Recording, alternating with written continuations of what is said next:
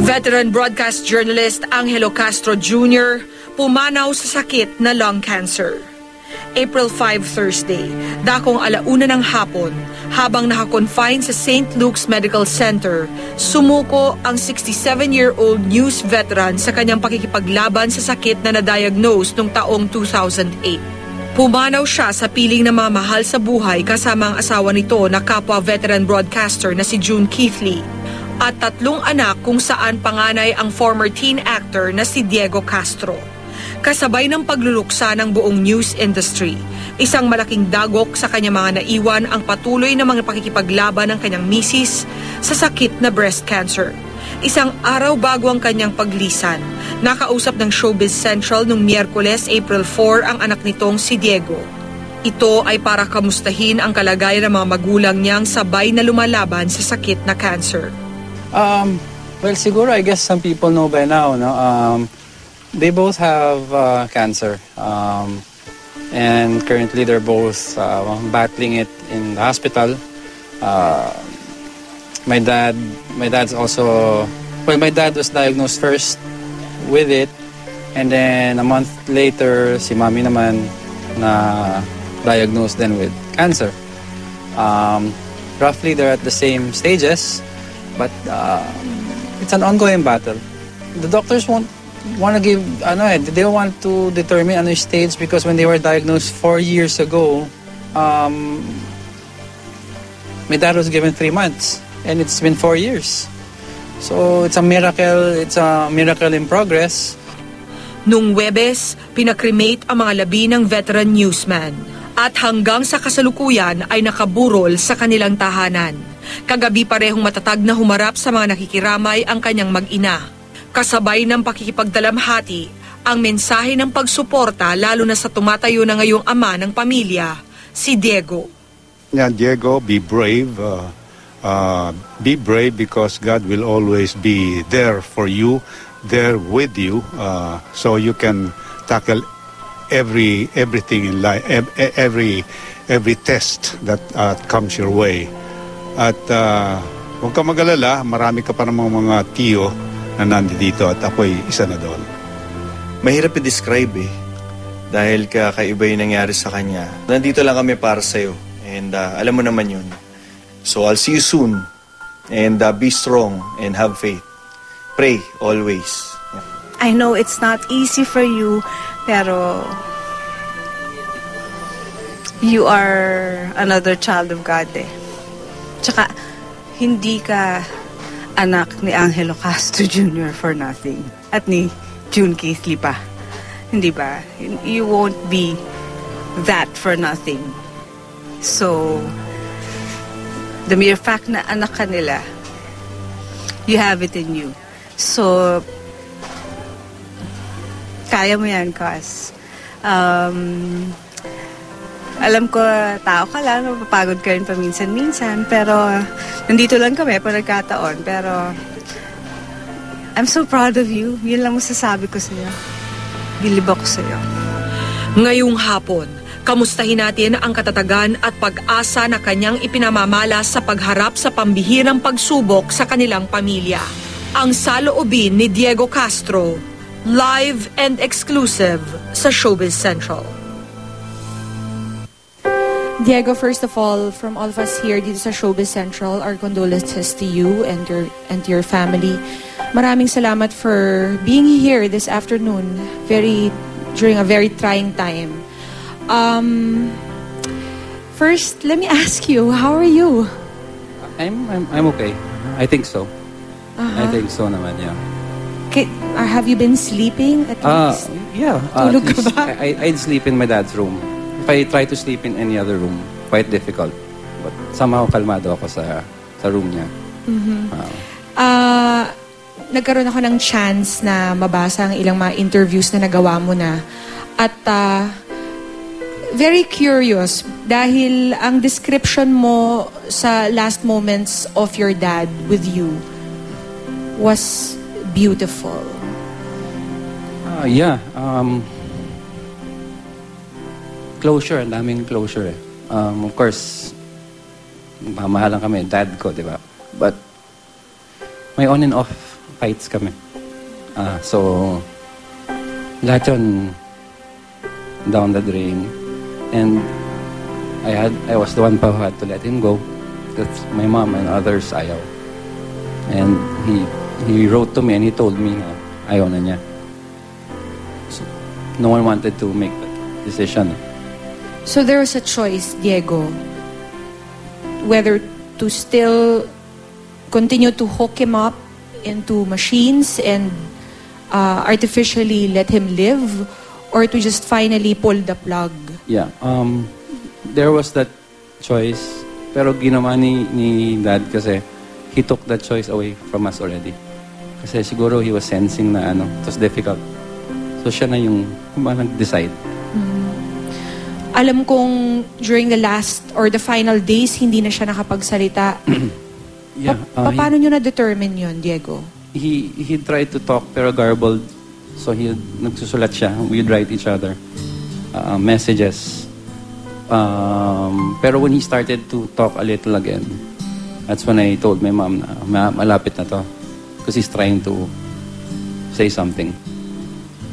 So paano nyo na-signify na tama na? The night before he went, he said na parang I'm tired, parang may sinulat siya. Ayoko na, parang ganon.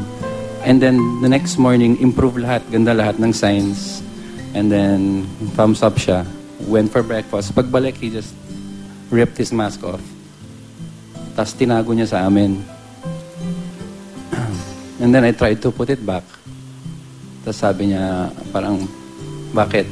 Tapos siyempre we said, we love you. Sabi niya, if you love me, wag na. No more. Yun na. Then you watch him slowly leave us. What was that moment like, Diego? For me, it was, parang happy na lang. Kasi I'm so used to, alam mo, like the chickens and the chick, parang ganun ako, always under his wing. And then seeing him so helpless now. So parang go na. Be stronger somewhere else. Mm-hmm. Sinabi mo sa akin na parang roller coaster yung relationship ninyong mag-ama. What was he like as a father to you, Diego? Being the only son, the eldest pa man din. Combination, a friend, a boss. Lahat. Every detail sa buhay ko had to be as perfect as possible. And it's difficult also to follow, the pace he's going, and people know him, and expectations being the son. But on top of it all, when it came to family, that's one thing I've learned from him. Mm-hmm. Family is always first. Mm-hmm. And we have to ask, Diego, we know that your mom is also sick. We know na nasa ospital din siya the same time that your dad was in the hospital. Yeah, 1 month after. Kasi she collapsed. And then seizure, they rushed her in. And then the next day, from the breast, nasa brain already. Paano ka nagiging matatag sa ganong klaseng sitwasyon, Diego? Your mom, your dad, both in the hospital, fighting for their lives. I don't know. Siguro my family. I have to kasi I don't know. Mm-hmm. I don't know. Now, when you look back on it, of course, nung mga days na dinidisiplina ka, your dad was hard on you, you must have resented it. Pero ngayon, paano mo siya nagagamit? I stopped resenting or I let go of all anger when he was diagnosed. We became as close as ever. I'd start to drive for him again. We'd start to eat out together again. We'd watch DVD together. So it was just like, I don't want to say a blessing. Blessing in disguise for the cancer to kick in. Kasi we started to reach out. How are you dealing with your mom's sickness right now, Diego? Today or yesterday or mula Thursday, I don't know how I'm dealing with because I'm looking at my dad and then I'm looking at my mom. So I guess I'm not grieving that much kasi may one more battle. Parang one down, isa pang laban. At saka parang, ano yung feeling na parang at one point pareho silang in remission, you got a sigh of relief, and then all of a sudden, they had to go back to the hospital. How do you make sense of that? I guess siguro leave it all up to God. And then sabi ko lang na may purpose lahat. And then my mom would just tell me siguro God is calling all of his army or whatever because there's a battle to be fought from another place. Yeah. And then siguro it's my turn na lang daw sa family. Correct. You're going to be the man of the house now. Yeah, that's right. That's right. How does that prospect feel to you? It's scary because I have to fill my dad's shoes. Ang hirap nun. Laki ba? Grabe. Grabe, yeah. Yeah. Especially my mom kasi has a tendency also to try to do things for us. Pero we just told her, wag na, you rest. So everything that's awake, everything, wala siyang, she just lying sa bedroom namin sa house. He's a multi-awarded broadcast journalist. He's a producer. He was once a movie actor. Pero paano niyo siya gustong matandaan ng publiko, Diego? There's no difference from what you see sa TV and sa home. The only difference, I guess, is the way he wears his Americanas and clothes. But it's the same. Yes. What you see is what you get. Sino ang nagbibigay ng lakas sa'yo ngayon? My kids, my mom. Prayer.